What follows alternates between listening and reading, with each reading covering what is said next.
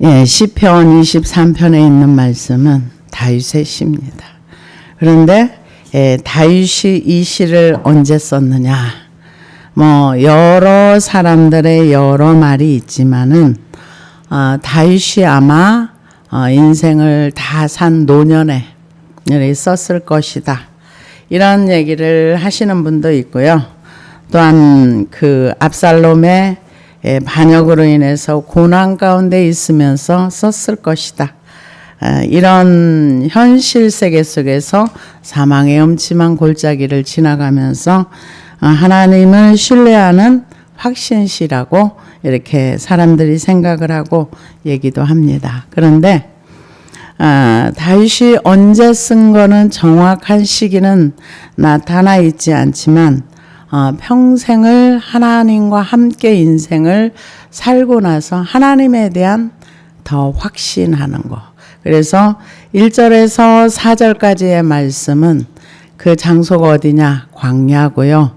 5절에서 6절의 말씀은 그 주인의 집을 얘기합니다. 그래서 그 다윗이 이 시편을 쓰면서 영혼의 인도자 되시는 하나님을 목자로 비유하면서 그 여호와를 따르는 자들에게 주어지는 축복을 얘기하고 있습니다. 그래서 다윗이 경험한 첫 번째 축복은 그 하나님께서 목자와 같이 보호해 주시고 인도해 주시고 이끌어 가 주시는 것. 그래서 하나님이 이끌어 주시는 가운데 사망의 음침한 골짜기를 다닐지라도 하나님께서 죽지 않게 보호해 주시고 살려 주시는 그런 내용이라고 볼 수가 있습니다. 그런데 우리가 그 시편에서 보면은 1절에 보면은 여호와는 나의 목자시니 이렇게 얘기했는데요. 목자는 그 양으로 비유할 때 목자가 필요합니다. 그래서 이 우리나라는 양 하면은 순하고 귀여운 양 그러는데 실제로 양을 치는 그 지역에서는 양 같은 놈 하면 되게 안 좋은 그런 단어로 쓰인답니다. 그래서 누가 그런 얘기를 하더라고요. 우리나라에 그 욕 중에서 개에 관한 욕들이 있는데 그거는 개에 대한 모독이다 이렇게 얘기를 하더라고요. 개는 사람보다 낫다 이러면서 개는 밤 2시에 들어와도 와서 환영해 주는데 왜 그 개를 가지고 욕을 하는지 모르겠다 이렇게 얘기하는데 양의 특성은요 여러 가지 얘기가 있는데 우리가 생각하는 것보다 그 양이 그렇게 영리하지는 않더라고요. 양은 제일 먼저 다리가 이렇게 짧대요. 그래서 다리가 짧은데 다리가 튼튼하지는 못해가지고 잘 넘어진대요. 제일 먼저는. 그리고 양은 시력이 안 좋대요. 그래서 멀리 보지를 못하고 그래서 양은 반드시 꼭 필요한 게 뭐가 있냐면 목자가 필요하고 양치기 견이 필요하답니다. 그래서 이 양은 시력도 안 좋지 다리도 짧지 그리고 이 혼자 넘어지면은 못 일어난대요. 일어나질 못한대요. 그래가지고 목자가 와서 이렇게 세워주면은 바로 이렇게 딱 쓰는 게 아니라 비틀비틀 하다가 또 넘어지기도 하고 그래서 이 중심을 잘 못 잡는 게 양이래요. 그리고 이 양은 털이 또 너무 잘 자라가지고 1년에 한 번씩은 꼭 깎아줘야 되고 그리고 이제 가끔 가다가 이제 그 유튜브에서 이렇게 보다 보면은 양이 혼자 길을 잃어가지고 몇 년 동안 양털을 못 깎아가지고 양털에 짓눌려가지고 눈이 안 보일 정도로 양 한 마리를 깎았는데 30kg, 40kg가 나왔다. 그것을 지고 다니느라고 나중에 이렇게 큰 양인데 털을 깎고 나니까 바짝 말라가지고 그런 양의 특성이 있고요. 그리고 시력도 안 좋지 다리도 짧지 방향 감각이 없대요. 잘 넘어지면 못 일어나지. 넘어지면 아주 벌러덩 누워가지고 못 일어나가지고 목자가 와서 이렇게 세워주고 또 세워놨는데도 또 중심을 못 잡아가지고 또 넘어지고 이런 양의 특성이 있고요. 그런데 한 가지 양의 특성 중에 하나는 뭐냐면은 양이 다른 짐승들은 죽을 때가 되면 난리를 친대요. 그리고 막 엄청나게 발악을 하고 그러는데 양은 죽을 때가 되면 진짜 순한 양이 돼서 가만히 있답니다. 그게 양의 특성이고요. 또 한 가지는 양은 귀가 밝대요. 눈도 잘 안 보이고 눈 시력도 안 좋고 다리도 짧고 그래서 양은 맹수들의 밥이 되게 딱 좋은 조건을 가지고 있대요. 이게 다리가 빠르지 못하니까 이빨이 센 것도 아니고 뿔도 이렇게 말려가지고 이렇게 뿔싸움을 해도 이게 근육력이 없고 다리도 빨리 달리지도 못하지 시력이 안 좋아서 멀리 보지도 못하지 넘어지면 일어나지도 못하지 그래서 양한테는 꼭 목자가 필요하고 목자가 아니면 양치기 견이 와서 계속 이렇게 돌봐줘야만이 살아갈 수 있는 그래서 다윗이 여호와는 나의 목자시니 이렇게 얘기를 했는데요. 이 다윗은 양을 쳐봐서 양의 성질이 어떻다는 걸 너무 잘 아는 거예요. 정말 목자가 없으면 양은 혼자 존재할 수 없다는 거. 사나운 짐승의 밥이 된다는 거. 그래서 이 다윗이 골리앗을 만났을 때 내가 들에서 양을 칠 때 곰이나 사자가 와서 양을 물어가려고 하면 내 그 뿔을 잡고 이렇게 이겼다. 이런 얘기를 했던 것처럼 절대적으로 목자가 보호해줘야 되고 목자가 인도를 해줘야 되고 그래서 성경에서는 이 이스라엘 백성을 양떼라고 비유도 했어요. 시편 80편 11절에 보니까 1절에 보니까 요셉을 양떼같이 인도하시는 이스라엘의 목자여 귀를 기울이소서 그룹 사이에 자정하시니여 빛을 비추소서. 그러니까 이스라엘 백성이 출애굽을 해가지고 광야 생활을 할 때요. 하나님이 아니었으면 그 광야에 살아날 수가 없어요. 왜 살아갈 수가 없는가? 광야는 사람이 살 수 있는 곳이 아니거든요. 광야는 낮에는 뜨거운 태양에 밤에는 너무 추워서 사람이 살 수가 없는 그런데 하나님께서 그들을 목자처럼 이렇게 이끌어 주시고 인도해 주시는 것. 그것을 비유를 했습니다. 그래서 이 시편 49편 12절에 14절을 보니까 사람은 존귀하나 장구하지 못하며 멸망하는 짐승 같도다. 이것이 바로 어리석은 자들의 길이며 그들의 말은 기뻐하는 자들의 종말이로다. 그들은 양같이 수월의 득으로 작정되었으니 사망이 그들의 목자일 것이라. 정직한 자들이 아침에 그들을 다스리리니 그들의 아름다움은 소멸하고 수월이 그들의 거처가 되리라. 이 하나님을 믿지 않는 사람들은 누가 목자인가? 사망이 목자라는 거는 죄가 목자라는 거예요. 죄, 욕심이 잉태한 적 죄를 낳고 죄가 장성한 적 사망을 낳느니라. 결국은 하나님이 목자가 되지 않고 하나님을 따라 살지 아니하면은 사망이 목자가 되어서 사망을 따라가는데 그 결과가 뭐냐? 스올이라는 거죠. 지옥이라는 겁니다. 그래서 우리는 하나님을 믿어도 되고 안 믿어도 되는 것이 아니라 꼭 믿어야 되고 제대로 믿어야 돼요. 제대로 믿지 않으면 결과가 좋지 않습니다. 그래서 이사야 40장 9절에 11절에도 보니까 아름다운 소식을 전하는 자여 너는 높은 산에 오르라. 아름다운 소식을 예루살렘에 전하는 자여 너는 힘써 소리를 높이라. 두려워하지 말고 소리를 높여 유다의 성읍들에게 이르기를 너희는 하나님을 보라 하라. 보라 주 여호와께서 장차 강한 자로 임하실 것이요 친히 그의 팔로 다스리실 것이라.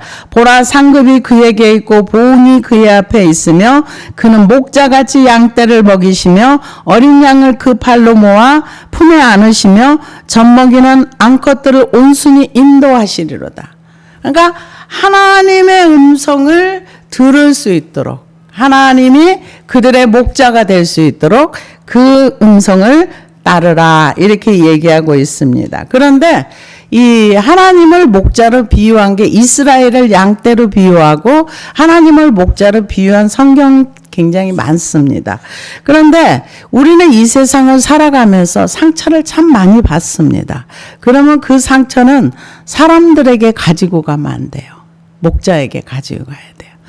그래서 에스겔 34장 15절에 보니까 내가 친히 내 양의 목자가 되어 그것들을 누워있게 할지라 주 여호와의 말씀이니라. 그 잃어버린 자를 내가 찾으며 쫓기는 자를 내가 돌아오게 하며 상한 자를 내가 싸매주며 병든 자를 내가 강하게 하려니와 살린 자와 강한 자는 내가 없애고 정의대로 그것을 먹이리라. 그러니까 하나님이 우리가 교회를 나온 것 같지만 하나님이 친히 찾아오신다는 거예요.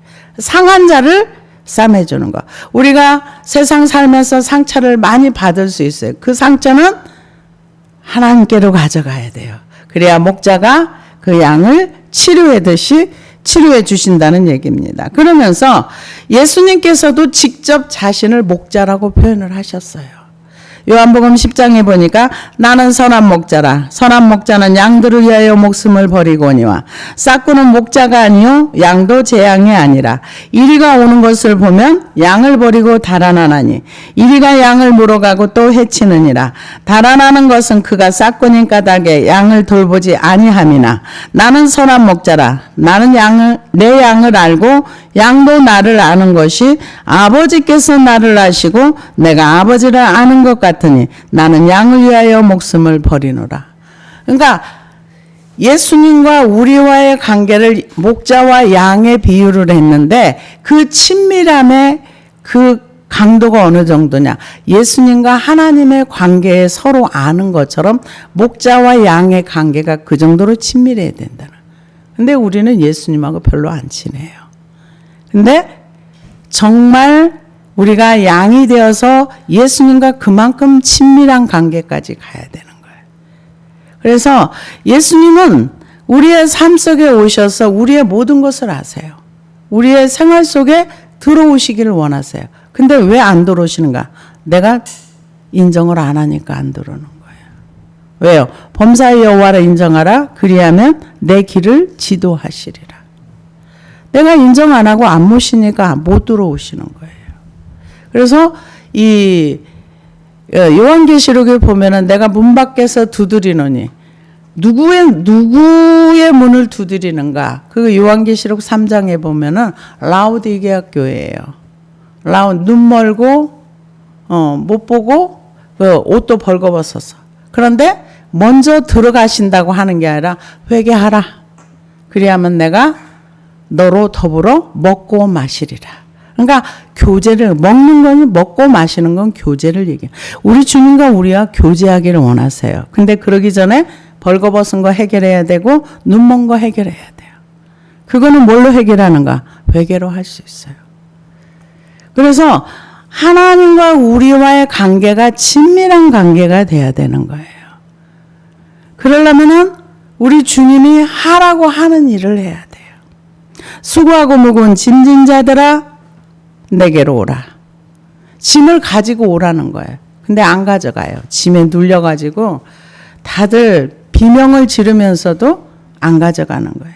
그러면은 나는 마음이 온유하고 겸손하니 너희는 내게 와서 배우라. 짐을 내려놓고 주님을 배우라는 거예요. 내 배울 생각도 없어요. 왜요? 관심이 없으니까. 하나님한테 아예 관심이 없어. 그래서 이 예수님께서도 이 나는 선한 목자다 이렇게 얘기를 했던 것처럼 근데 싹군도 많아요. 이 땅에 싹군도 많고요. 진짜 그러면 교회 목사가 다 목자인가? 아니에요. 교회 목사는 그 양치기 견하고 똑같아요. 그 양들이 잘못 가면 와라 짖어가지고 제대로 가. 근데 짖어대면 사람들 다 싫어요. 왜? 싫은 소리 하니까 나 이쪽으로 가고 싶은데 양치기 견이 와가지고 한번 해보세요. 그러면은 다 싫다 그러죠.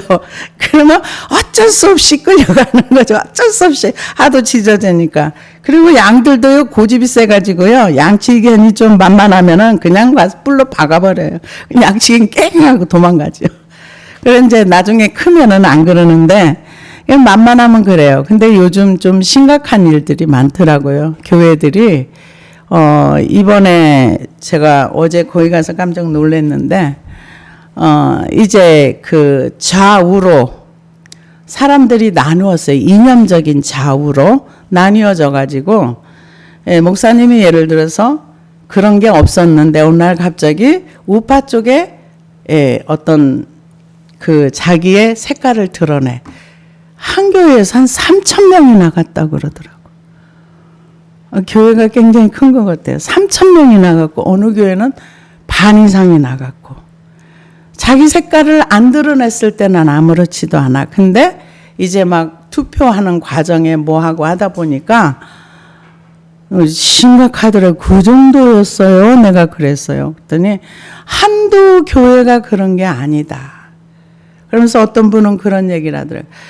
뭐 여러 가지 얘기를 하는데 그러나 우리 원래 대한민국이 자유민주주의 국가입니다. 근데 그 색깔을 드러냈다고 나는 자유민주주의를 지지한다고 해서 나갔다. 저는 조금 이해가 안 가는 얘기들이던데 그런 얘기들을 이렇게 들었습니다. 들은 거예요. 여기저기서 이제 그런 얘기들이 많이 나오더라고요. 그러면서 뭘 얘기합니까? 성경에서 말하는 하나님과는 별 상관이 없는. 그러니까 이 말씀이 지식도 됩니다. 그러나 우리가 하나님의 말씀을 여기는 여호와는 나의 목자시니 내게 부족한 말씀을 따라가는 삶. 목자를 따라가는 삶. 그래서 예수님과 친밀한 관계를 가지고 예수님을 신뢰하고 그분을 따라가는 삶. 그거하고는 상관없이 이렇게 사는 그런 경우도 많이 봤습니다. 그래서 예수님이 우리 성도들을 양으로 비유하고 요한복음 10장에도 있지만 누가복음 15장에도 양으로 비유를 했어요. 너희 중에 어떤 사람이 양 100마리가 있는데 그 중에 하나를 잃으면 99마리를 들에 두고 그 잃은 것을 찾아내기까지 찾아다니지 아니하겠느냐. 또 찾아낸즉 즐거워 어깨에 메고 집에 와서 그 벗과 이웃을 불러 모으고 말하되 나와 함께 즐기자. 나의 잃은 양을 찾아내었노라 하리라. 내가 너희에게 이르는 이와 같이 죄인 한 사람이 회개하면 하늘에서는 회개할 것이 없는 의인 99으로 말미암아 기뻐하는 것보다 더하리라. 예수님 만나면 제일 먼저 회개하는 게 맞아요. 그래서 회개하라 천국이 가까이 왔다. 그래서 이 여호와가 나의 목자라는 얘기는 나는 양이라는 얘기예요. 근데 양들이 고집이 세가지고 길도 잘 잃어버리고 그래서 이사야 53장에는 뭐라고 했어요? 우리는 다 양 같아서 그릇 행하여 각기 제 길로 갔거늘. 자기의 길을 가는 것을 그렇게 원한답니다. 예수를 믿는다는 게 뭡니까? 가치관이 바뀌어지는 거예요. 내가 원하던 삶, 내가 선호하는 삶, 내가 즐기고 싶은 거를 버리고 하나님의 가치관을 가지고 내가 가장 소중하다고 생각하는 가치관을 버리고 하나님의 말씀의 가치관을 따라서 사는 삶. 그게 믿는 자의 삶인 거죠. 가치관이 바뀌어지는 거죠. 내가 주인이었던 삶을 나를 버리고 예수 그리스도를 주로 모시고 그분을 따라 사는 삶. 이 사람이 양인 거예요. 이 사람이 주님 말씀을 따라가는 삶. 그래서 말씀을 순종하려고 해야 되는 거예요. 순종하려면 어떻게 해야 돼요? 제일 먼저는 마음을 다하고 뜻을 다하고 성품을 다하여 주 너의 하나님을 사랑하라. 사랑하려면 관심을 가져야 돼요. 관심 없는데 어떻게 사랑합니까? 우리가 서로 미워할 때요. 그 사람을 밉다고 말할 때는 그래도 관심이 있는 거예요. 이 미움에서 딱 끝나버리면 무관심으로 들어가 버려요. 우리가 마음을 다하고 뜻을 다하고 성품을 다하여 주 너의 하나님을 사랑하라. 이 말씀을 순종하려면 하나님이 어떤 분인가 관심을 갖고 그분의 음성을 들으려고 하고 그분을 따라가려고 나의 이 삶의 초점이 그쪽으로 맞춰줘야 되는 거예요. 근데 아무 관심이 없어. 사랑하지 않는 거죠. 그래서 이 여호와는 나의 목자시니 내게 부족함이 없으리로다. 부족함이 없다는 건 뭐예요? 자족하고 산다. 하나님으로 인해서 자족함을 산다는 거죠. 사람들이 왜 부족한가? 욕심을 채우지 못해서 부족한 거예요. 욕심이 있으면은요, 이 돈이 예를 들어서 나한테 10억이 있어. 그런데 나는 100억이 있어야 만족해. 그러면 부족한 거예요. 돈을 깔고 자도 부족해요. 근데 돈에 대한 욕심을 버리면 자족하는, 만족하는 은혜가 옵니다. 그래서 빌립보 4장 11절에 보니까 내가 궁핍함으로 말하는 것이 아니니라 어떤 형편에든지 나는 자족하기를 배웠느니 나는 비천에 처할 줄도 알고 풍부에 처할 줄도 알아 모든 일 곧 배부름과 배고픔과 풍부와 궁핍에도 처할 줄 아는 일체의 비결을 배웠노라. 그러니까 욕심을 버리면 자족할 수 있어요. 욕심이 가득 채워져 있으면은 그 욕심이 안 차면 항상 부족해요. 항상 모자라요. 채워지지 않습니다. 그런데 여호와를 나의 목자로 삼고 사는 사람은 부족함이 없다는 겁니다. 그래서 이 부족함이 없으리 그가 나를 푸른 초장에 누이시며 쉴만한 물가로 인도하시는도다. 여기에서 이 목자가 양들을 데리고 이 푸른 초장으로 이렇게 데리고 가는데 양은 스스로 그러니까 그림에서 나오는 푸른 초장은 한국이나 스위스에 있는 거래요. 원래 그 중동 지역에서는요 그런 초장이 없답니다. 없고요.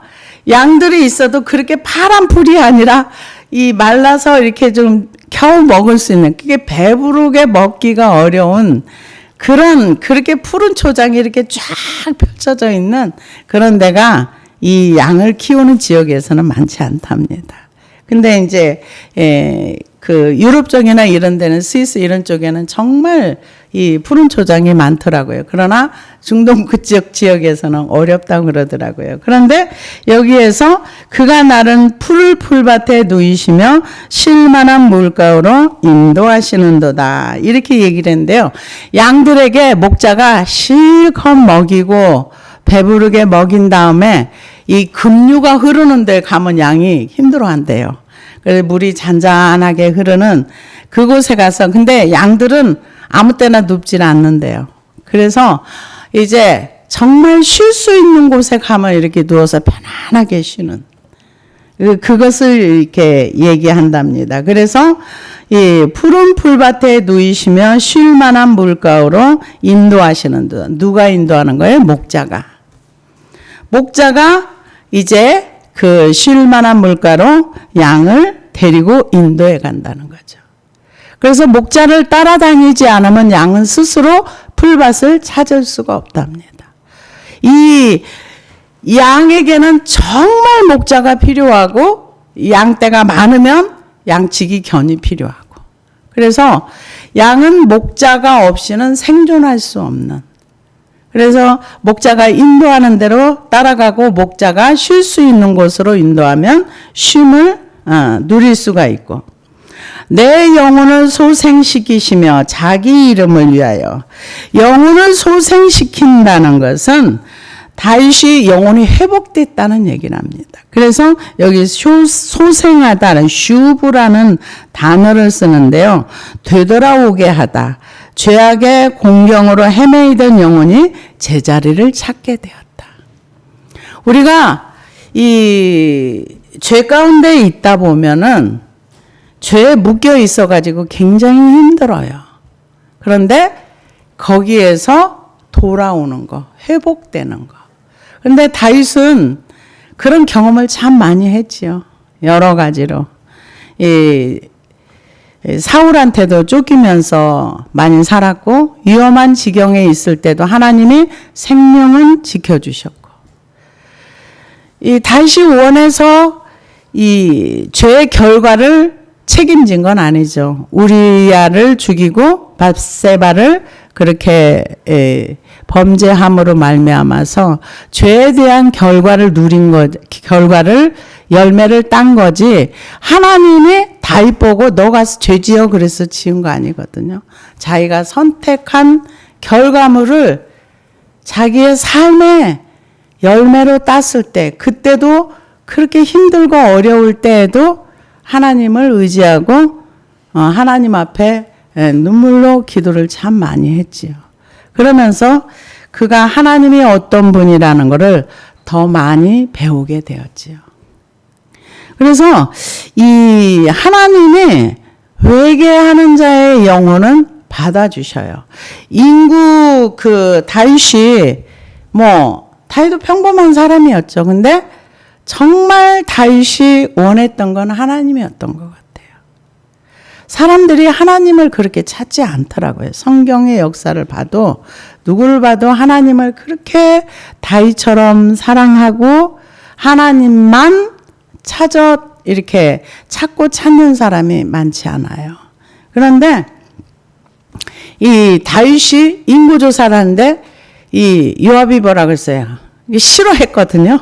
그래서 싫은 말 막 해가면서 100배나 많기를 원하나 그래도 해 그래가지고 나중에 이제 그 죄를 깨닫고 나서 오르난의 타작마당에서 하나님 앞에 제사를 드렸을 때 하나님 그 제사를 받아주시잖아요. 회개하는 그 심령을 하나님께서 이렇게 불응답해 주시는 그런 결과를 볼 때 우리가 잘못 살 수 있어요. 왜? 연약하니까.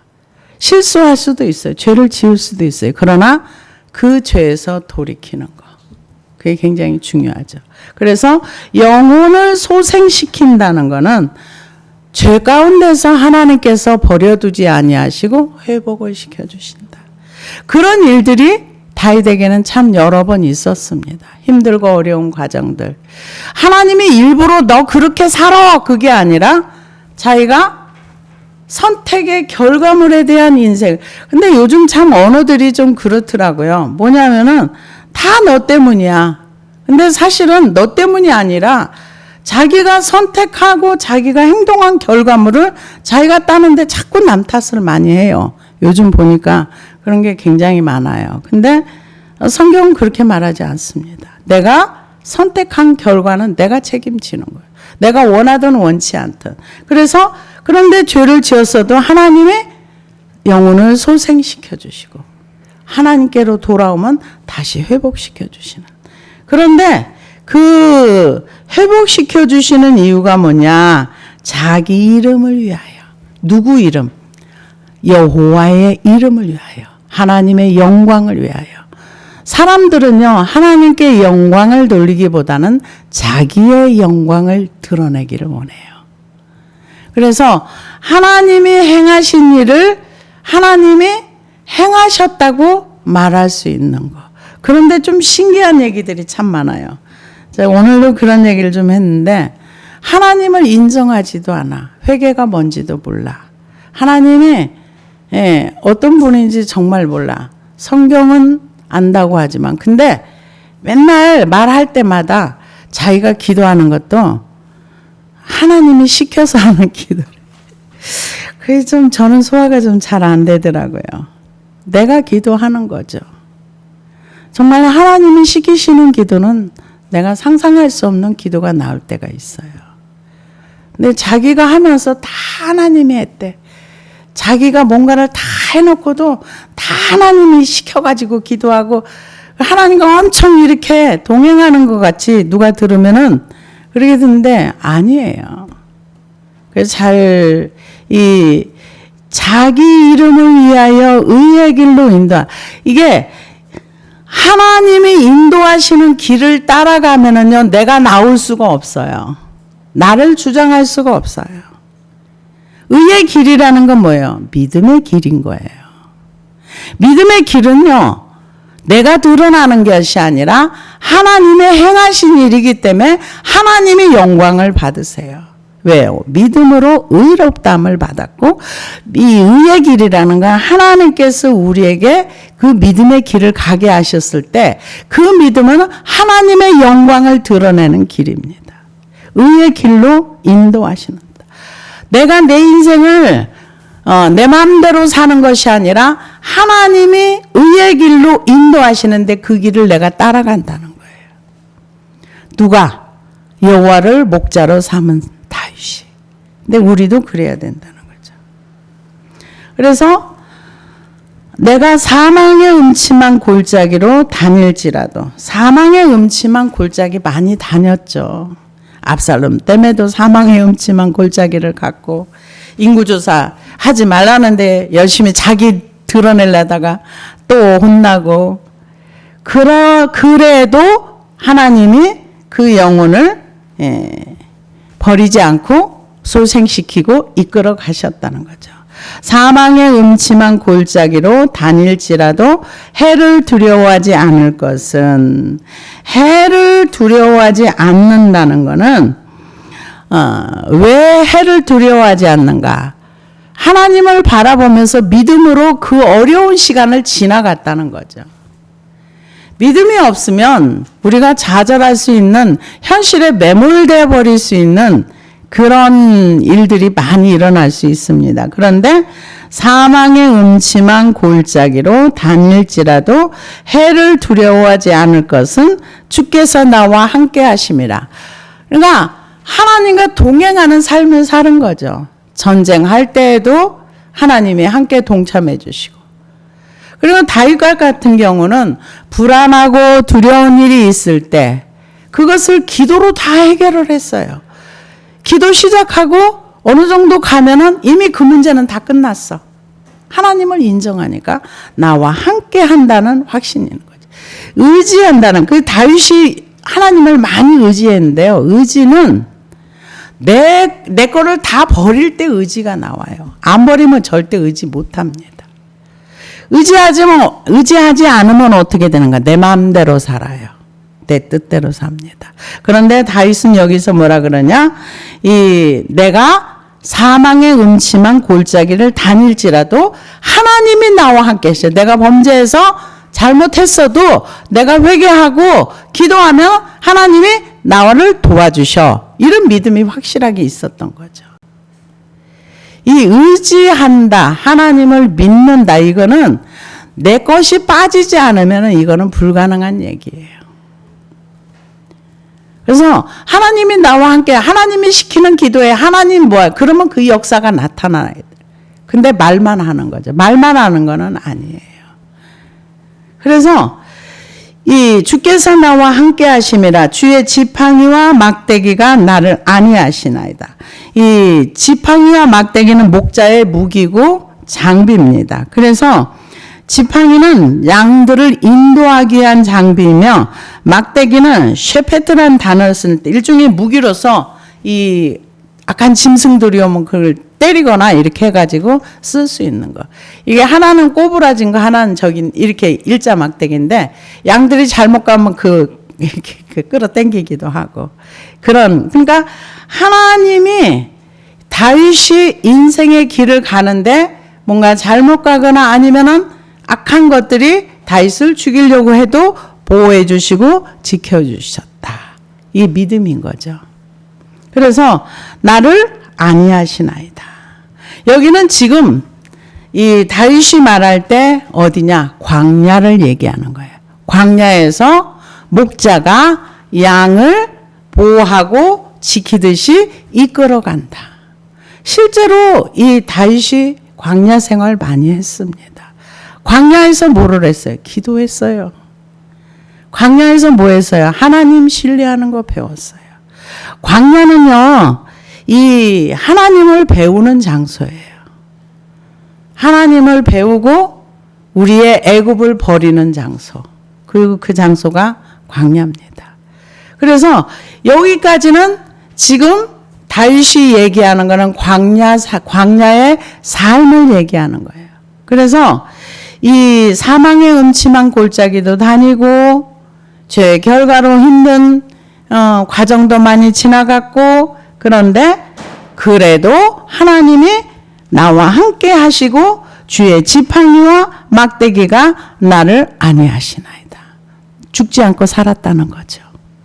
그러면서 주께서 내 원수의 목전에서 내게 상을 차려주시고 기름을 내 머리에 부으셨으니, 여기에서 이제는 집인 거예요.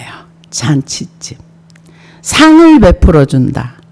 집에서 잔치하잖아요. 그래서 이 하나님의 집에 간 거예요.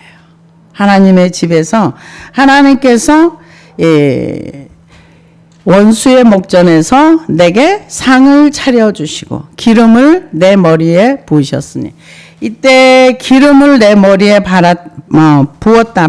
발랐다는 것은 왕이나 선지자 머리에 기름을 붓는 걸 얘기하는 게 아니고요. 잔치 때 주로 사용됐던 향유를 얘기한답니다. 그래서 이것은 필수품이 아니고 귀족들, 특히 왕실에서 주로 사용하던 건데, 귀족들은 잔치에 참여할 때 그 집주인이 기름을 머리에 붓거나 그 수염에 이렇게 얼굴에 부어주거나 그러면은 이 최고의 대접이랍니다. 그러면은 아론의 수염에서 기름이 흐르고, 이것도 그런 맥락이랍니다. 그래서 잔치에 참여한 손님에게, 귀중한 손님에게 기름을 이렇게 머리에 붓거나 이렇게 부어주면은 기름이 이렇게 흘러서 그 향이 이렇게 나고 기름이 흐르는 거. 그래서 내 앞에 이제 집주인이 나를 상을 차려주시고 좋은 걸 차려줬다는 거예요. 기름을 내 머리에 부으셨으니 내 잔이 넘치나이다. 내 잔이 넘친다는 거예요. 하나님께서 다윗에게 말년에 가서는 안 주신 것이 없어요. 명예도 주셨죠. 나라도 주셨죠. 그리고 다윗에게는 전쟁에 가서 전쟁할 때마다 승리해가지고 많은 노획물이 있었어요. 그거를 다 뭐 했냐? 다 성전에 하나님께 다 드렸어요. 다 드렸어요. 사유 재산으로 말하면 돈이 어마무시할 겁니다. 근데 하나님의 전에 다 드렸어요. 성전 건축하라고 다 드렸어요. 그래서 잔이 넘치는 게 맞죠. 내 잔이 넘치나이다. 물질, 명예, 뭐 부족함이 없이 다 가졌죠. 나중에. 근데 그렇다고 해서 다윗이 그냥 룰루랄라 먹고 논 인생은 별로 없어요.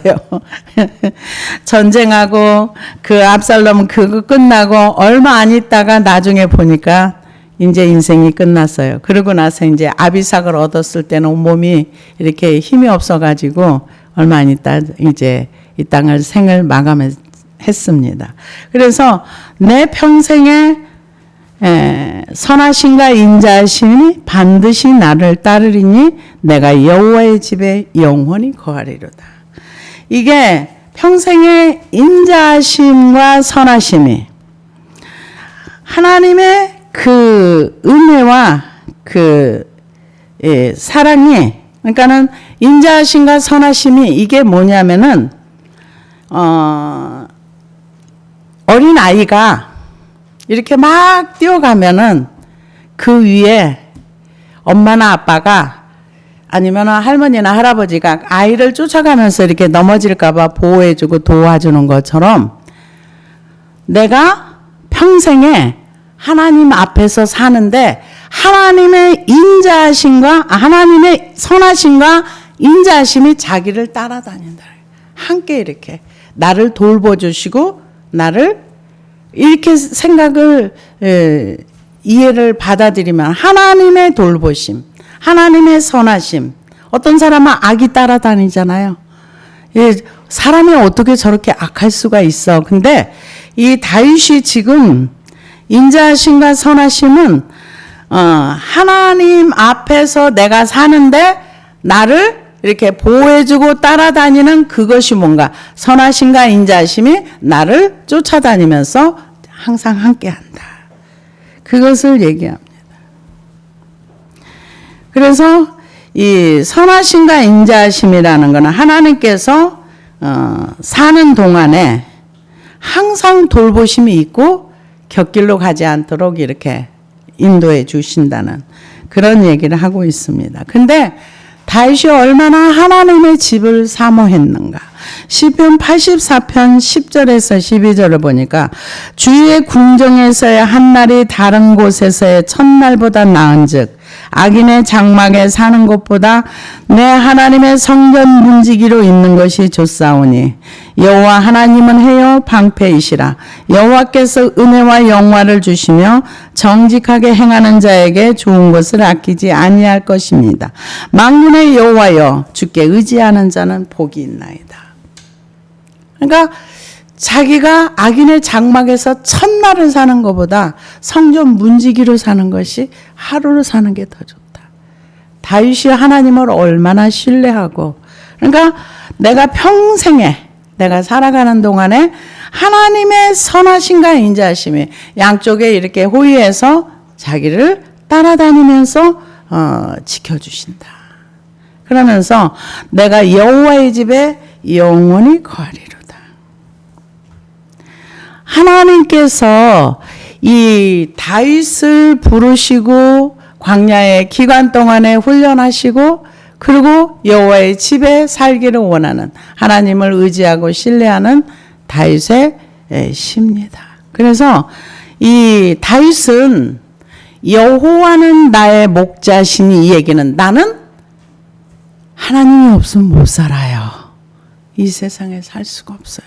왜요? 양은 목자가 없으면 생존할 수가 없기 때문에, 자기가 양을 키우면서 이 목자의 돌보심이 얼마나 크다는 것을 삶으로 경험했기 때문에 자기를 양에 비유하고 하나님을 목자에 비유해서 그분이 나를 이렇게 지켜주시고 보호해주시고, 나는 그래서 양이 한 가지 좋은 거, 목자의 음성. 청각은 그렇게 좋답니다. 그래서 목자의 소리를 멀리서도 알아듣는데요. 청각이 좋아서. 근데 눈도 나빠. 이빨도, 사나운 이빨도 없어. 다리도 짧아. 도망도 못 가. 넘어지면 일어나지도 못해. 그러니까 양으로 자기 자신을 비유하면서 하나님이 나를 돌봐주셔서 내가 이렇게 하나님의 은혜 가운데 살아. 그래서 다윗은 오직 하나님 한 분. 그분만을 바라보면서 내가 이제 나머지 삶을 살아도 하나님의 선하심과 인자심이 나를 따라서 이렇게 나를 돌봐주시고 내가 영원히 그 집에 갈 때까지 함께 해주실 거야. 이런 신뢰의 고백을 한 것을 우리는 볼 수 있습니다. 그래서 우리도 이 땅에 살면서 여호와 하나님과 좀 친밀하게, 예수님과 친밀한 관계를 지내면서 목자와 양의 관계로서 정말 그분 앞에 나를 온전히 의지하고 나를 맡길 수 있는 저와 여러분이 되기를 주의 이름으로 축복합니다. 기도하시겠습니다.